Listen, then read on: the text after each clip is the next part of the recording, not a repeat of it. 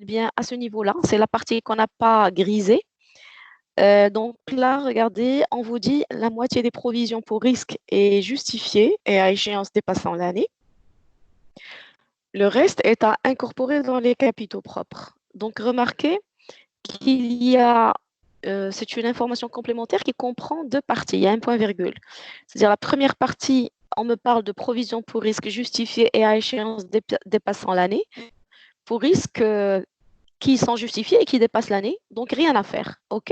Donc regardez, je vais venir ici, je vais rajouter une ligne, insérer, voilà, et dire que la moitié des provisions pour risque est justifiée, donc ne pose est justifiée et dépasse est supérieure à 1 an, donc ne pose aucun problème, donc à ne rien faire.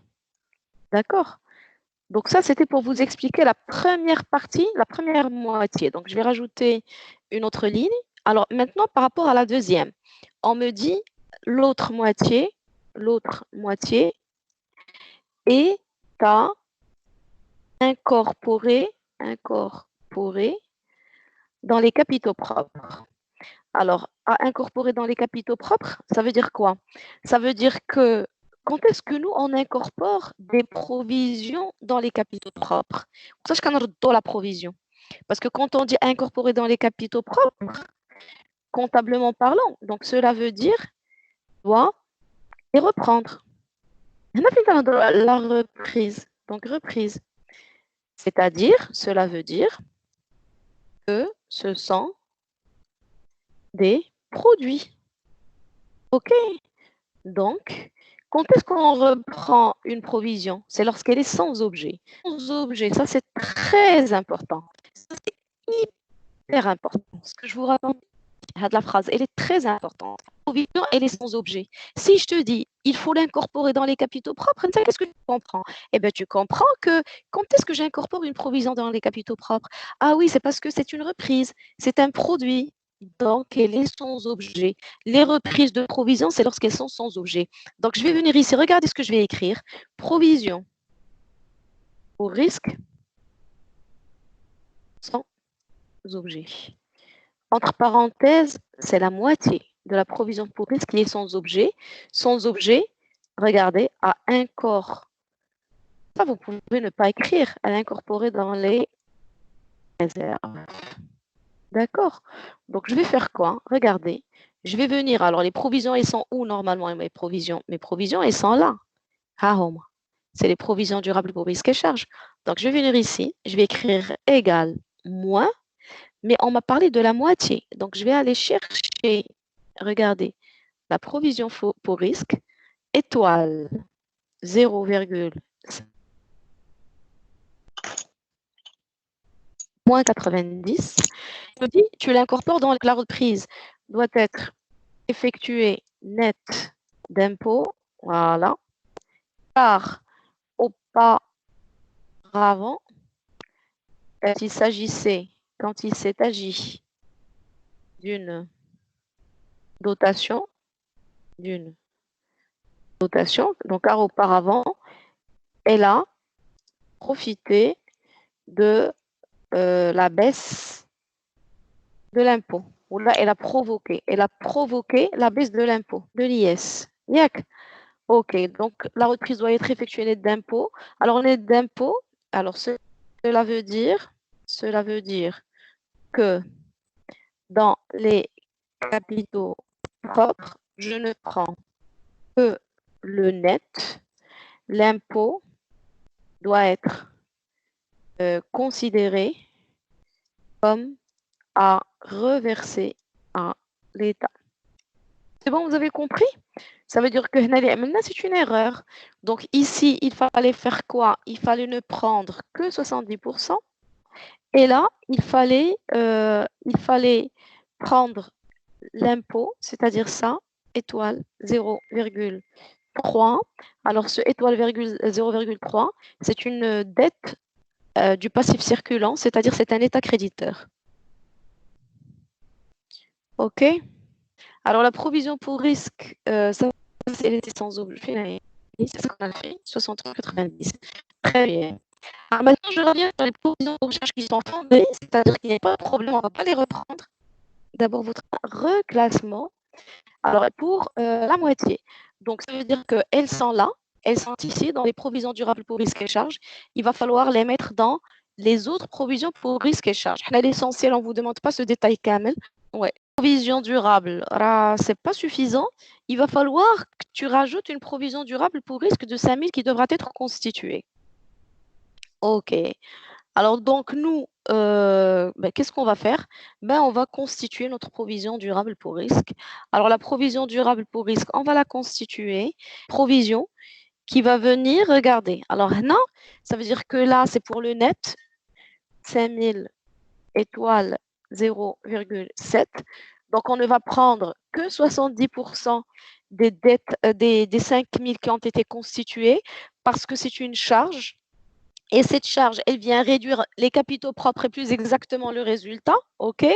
Et puis, vous avez l'impôt. C'est une économie d'impôt. Ici, on va parler d'une économie d'impôt, c'est-à-dire c'est égal à moins, donc 100 étoiles 0,3. Donc, ça nous donne 1500. Regardez, regardez, regardez, regardez. Non. Ici, regardez, les 1500 représentent une économie d'impôt. Alors, je vous l'explique. Regardez, c'est très simple sur le plan. Alors, on a comme le conseil. Quand vous avez un retraitement à faire et que vous ne l'avez pas très bien assimilé, ouvrez un livre journal. Ouvrez le livre journal. Et ça devient très clair. Regardez, c'est une provision pour charge. Donc, normalement, je dois constituer la provision pour charge. Donc, ça va être une dotation aux provisions pour risques et charges. Et je vais constituer la classe 1, c'est une provision pour c'est une provision pour charge. Donc là aussi, vous pouvez me donner le numéro de compte. Alors, là, qu'est-ce qu'on a mis? On a mis 5000 et on a mis 5000. Très bien. Donc, regardez ce qu'on a fait. J'ai augmenté la classe 1, la partie provision durable, 6195. Parfait. Merci beaucoup. Donc, il y a 6195 avec ça. Et donc, regardez ce qu'on a fait, nous. On a débité, on a crédité, on a augmenté le compte de provision pour charge qui appartient aux provisions durables pour risque et charge, plus. Et vous avez regardé un compte de charge. Et je vous ai dit en début de semestre, je vous ai dit, quand il y a un compte de charge ou un compte de produit qui vont impacter une opération au niveau du bilan, ça veut dire que ça va impacter les capitaux propres et plus exactement le résultat. C'est quoi résultat? Et je vous l'ai dit, je pense, la dernière fois. Donc, résultat, c'est produit moins charge. OK? C'est-à-dire, égal, produit moins. Alors, ici, la charge, alors, la charge, il y a plein de charges. Je vous mets des pointillés, plus les dotations. Plus, plus d'autres charges. Voilà.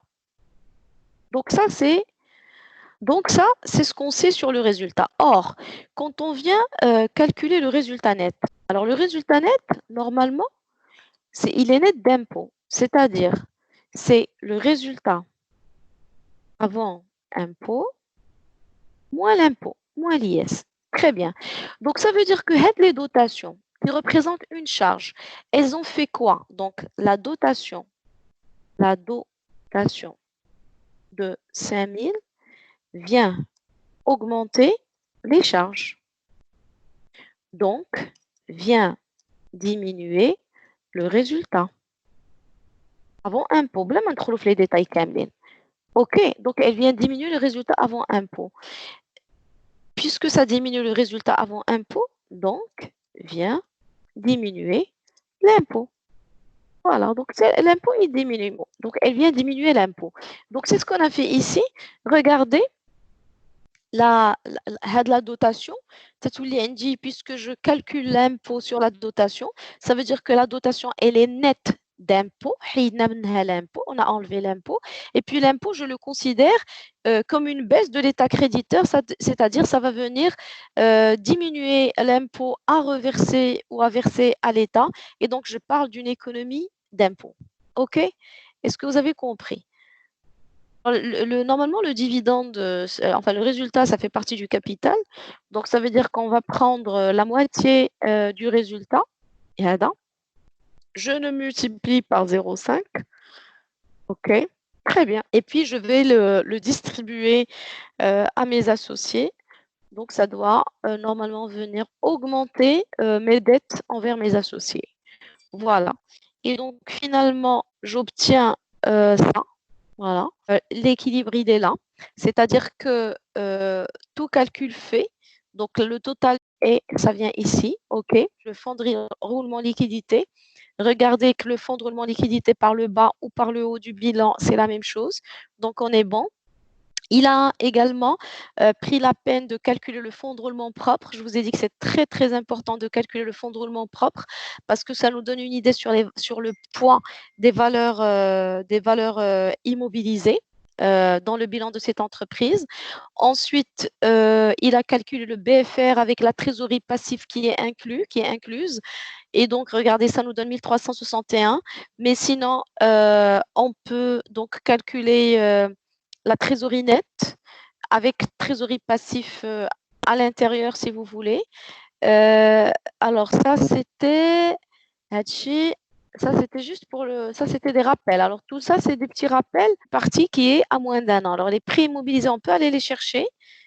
Ils sont là, voilà. On a les prêts immobilisés. On me dit qu'il y a une partie 16, c'est ça, 16 qui est à moins d'1 an. Donc regardez, je vais mettre prêts immobilisés inférieurs à 1 an. Voilà. Alors, les prêts immobilisés, normalement, font partie des valeurs immobilisées, donc égal à moins 16. Il va falloir les mettre au niveau des valeurs réalisables, égales donc à moins la même cellule pour avoir le 16. OK. Donc, je continue. Vous les aviez sous forme de notes de bas de page. Alors, vous avez aussi les clients et comptes rattachés, 1608 à plus d'1 an. Donc, je vais aller mettre client et compte rattaché supérieur à 1 an. On me dit c'est 1608. Donc, je vais aller ici, on est au niveau des valeurs réalisables. Donc, moins 1608 parce que c'est là où elles sont.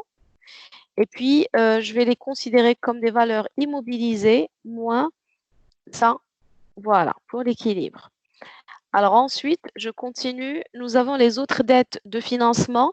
Il y a 1200 à moins d'1 an. Donc, je vais mettre ici. Alors, les autres dettes de financement me disent 1200. Alors, les 1200 sont à moins d'1 an. Donc, je vais venir ici, autres dettes de financement inférieures à 1 an. Donc, je vais aller vers les autres dettes de financement, normalement, on les trouve ici. Donc, à moins d'1 an, donc égal à moins 1200. Et puis, il va falloir les faire passer aux dettes à court terme, c'est-à-dire égal à moins ça. Voilà. Donc, ça, c'était les autres dettes de financement.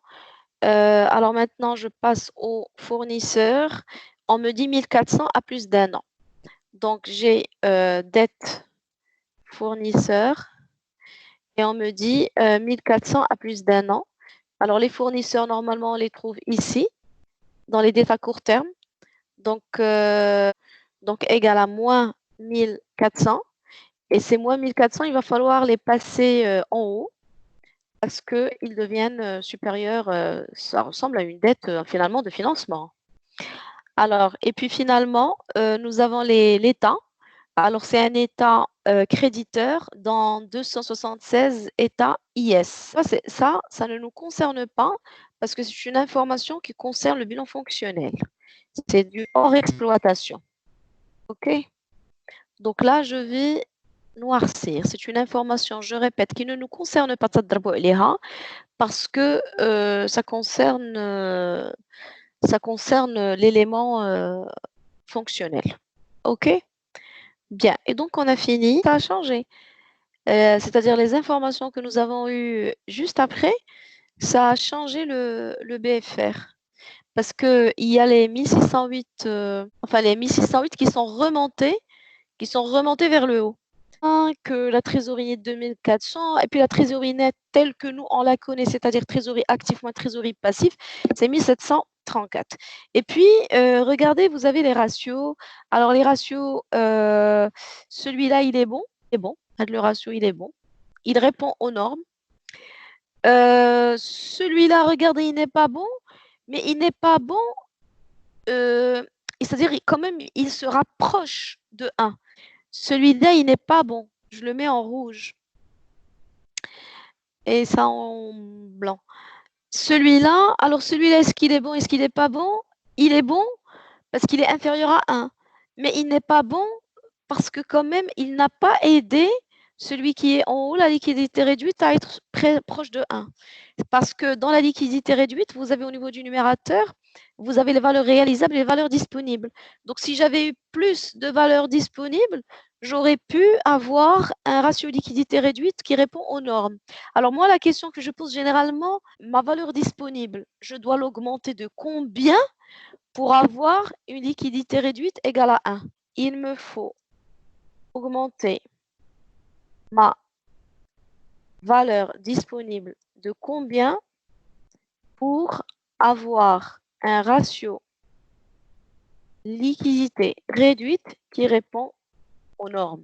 Donc, regardez, ça veut dire que challenge VR, j'ai 6756. 6000, attendez, hop là. J'ai 6756 plus VR, le tout sur DCT. Chalier DCT, c'est 9969. 9969, ce qu'on a dit est égal à 1. Mais voilà, c'est tout simple. Ça veut dire que 6756 plus PD est égal à quoi? Est égal à DCT, les 9969. OK? Et donc, ça veut dire que VD est égal à la différence, 9969 moins 6756. OK. Et donc, VD, vous allez trouver qu'elle est égale à 3213. Voilà. Et moi, ma question, il faut augmenter ma VD de combien? Or, VD est égal à 2520. Donc, il faut augmenter de la différence l'IA 693. Parce que pour que ça réponde aux normes réellement, il faudrait déjà que ma liquidité réduite soit satisfaisante. Or, ma liquidité réduite, elle ne répond pas aux normes et elle est composée de VR plus VD. Donc, ça veut dire soit j'augmente mes valeurs réalisables, soit j'augmente mes valeurs disponibles. Mais c'est quoi le plus simple pour une entreprise? C'est de chercher à augmenter ses valeurs quand même disponibles, c'est-à-dire peut-être améliorer son chiffre d'affaires pour avoir plus de rentrée d'argent, ou bien carrément, ces valeurs réalisables sont constituées de ses créances et de ses stocks. Donc, vendre ses stocks si elle a des stocks. Sinon, liquider ses créances pour avoir plus d'argent. Et donc, essayer au moins d'augmenter de la différence pour avoir un bon ratio de liquidité réduite. Alors, vous allez me dire, mais madame, on s'en fout, pourquoi est-ce qu'elle fait tout ça? Mais moi, je te dis, elle fait tout ça, c'est pas elle qui fait ça, c'est le banquier qui fait ça. Parce que toi, en tant qu'entreprise, quand tu vas élaborer tes états financiers comptables, tu es heureux de voir que tu as un résultat positif, mais tu es malheureux de savoir que quand tu vas demander un crédit auprès de ta banque, ton banquier, il te dit non mais écoutez, monsieur, on ne peut pas vous accorder de crédit, vous avez une mauvaise situation. J'ai une mauvaise situation. Non mais vous avez vu mes indicateurs, j'ai un résultat net positif, j'ai une trésorerie active. Il te dit ben oui, mais c'est pas suffisant. Vous avez un résultat net positif, mais c'est pas suffisant. Il c'est pas parlant. On est en train, tu veux un crédit, moi, il faudrait que je calcule tes liquidités. Est-ce que tu as assez de liquidités pour rembourser tes créanciers? Eh bien, oui, monsieur, tu as une liquidité générale, ça c'est vrai. Mais quand on parle de liquidité générale, c'est une liquidité au sens large. Moi, en tant que banquier, ce qui m'intéresse aussi, c'est la liquidité ici réduite. Est-ce que tu as des délais, parce que les valeurs réalisables, Les valeurs réalisables, c'était créancier, c'était créance client. Donc, tu as plein de créances clients et ça, c'est mauvais. Ça veut dire que peut-être tu n'encaisses pas, peut-être que tu as des clients douteux, moi, je ne sais pas. Tu vas me dire, la liquidité immédiate, oui, elle est inférieure à 1, ben, c'est ce qui est demandé. Moi, je te dirais, ta liquidité immédiate n'est pas suffisante, ta trésorerie active n'est pas suffisante. Il va falloir l'augmenter un tout petit peu pour que tu puisses rentrer dans les normes. OK. Donc, normalement, tout ça, c'est ce qui se trimballe dans la tête d'un banquier. Un banquier, quand tu fais un bilan financier, tu le fais pas pour toi. Surtout pas pour toi. Toi, ce qui t'intéresse, c'est ton bilan fonctionnel. C'est ce qui t'aide à prendre des décisions stratégiques. Parce qu'on parle d'emploi et de ressources. Ton bilan financier, tu fais parler le banquier. Tu te mets à la place du banquier. Donc, le banquier, à ce niveau, il n'est pas très content. Mais bon, on va passer ensuite à l'autonomie. Vous allez me dire, mais madame, écoutez, l'autonomie, c'est beaucoup plus. Je te dirais, non, oui, mais regarde ton autonomie, mais elle est désastreuse, ton autonomie financière. Mais regarde, tu as calculé le ratio d'autonomie financière via cette formule et tu te retrouves avec quand même un ratio qui est inférieur à 1, alors que dans les normes, il doit être au moins égal à 1. Et donc, ça rejoint un petit peu le mécontentement du banquier que je suis. Ensuite, tu as ton autonomie financière. Oui, bah, bon, ici, tu me diras, ben, elle est supérieure à 50%. Et vous nous demandez 50%. Ben, elle est supérieure. Je te dis, oui, elle est supérieure, mais ça parle beaucoup plus, ça. Pourquoi ça parle beaucoup plus? Parce que regardez, ici, j'ai introduit quand même les dettes à court terme. Et c'est qui tes créanciers? C'est tes engagements à long terme et à court terme. Mais tu es incapable de rembourser tes dettes à long et moyen terme et tes dettes à court terme. Alors, l'endettement à terme, il est supérieur à 1. Donc là, on dit que oui, tes capitaux propres sont pas mal par rapport à tes dettes à long et moyen terme. Mais quand tu rajoutes les dettes à court terme, c'est désastreux. Ok, tu vas me dire, mais 0,81, c'est proche de 1, c'est pas mauvais. Ben, je te dirais oui, mais moi, en tant que banquier, quand je fais ton analyse financière, je ne la fais pas que sur une année, moi, je la fais sur 3, 4, 5 ans. J'ai des logiciels pour ça. Et donc, rapidement, comme nous, ce qu'on a fait grâce au travail de Elias, le banquier, lui aussi, il le fait en un clic. Et puis, il a ta tendance, son analyse tendancielle sur plusieurs années. Et puis, tu as le ratio de solvabilité. Oui, là, c'est un ratio quand même qui est assez intéressant. C'est-à-dire que le ratio de solvabilité, regardez, c'est l'actif net réel, je l'agrandis. Ou l'actif net réel, regardez ce qu'il comprend. Il comprend également les valeurs immobilisées. معناتها بأن tu as tout ton actif. Tu as des valeurs immobilisées assez importantes. Elles sont très importantes, tes valeurs immobilisées. Je le vois où? Je le vois moi d'ici. Parce que le fonds de roulement propre, les capitaux propres n'arrivent du tout pas à financer tes valeurs immobilisées. Donc, tu as des valeurs immobilisées assez importantes, mais n'oubliez pas que les valeurs immobilisées ne sont pas très liquides. Je peux avoir un terrain qui est invendable. Je peux avoir des machines qui sont invendables. Donc, je peux très bien entrer dans cette situation-là. La solvabilité générale, elle est intéressante, mais le reste aussi est très important. C'est bon? Vous avez compris? Alors, en fait, on a fait un petit peu le commentaire.